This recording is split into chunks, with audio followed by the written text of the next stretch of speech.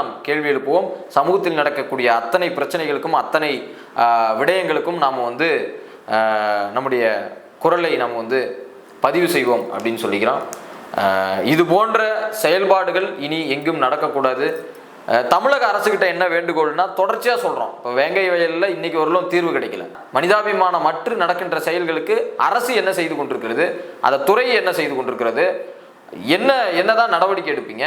அப்போ சிறப்பு சட்டம் இயற்றுங்கன்னு சொல்லி கேட்குறோம். தொடர்ச்சியான வன்கொடுமைகள் நடக்குது, கொலைகள் நடக்குது, அதுக்கு சிறப்பு சட்டம் இயற்றுங்க, பாதுகாப்பு உறுதி செய்யுங்க. பாதிக்கப்பட்ட மக்களின் பக்கம் நிற்பது தான் நடுநிலை அப்படின்னு நம்ம சொல்றோம். நடுநிலைன்னு ஒன்று கிடையாது. எது சரியோ அதன் பக்கம் நிற்பது தான் நடுநிலை. எவன் பாதிப்புக்குள்ளாகிறானோ அவன் பக்கம் நிற்பது தான் நடுநிலை அப்படிங்கிறோம். இப்போ இல்லை நான் நடுவில் தான் நிற்பேன், யார் வேணாலும் நீ மோதி பார்த்துக்க அப்படின்னா, இங்கே ஆட்டுக்குட்டியும்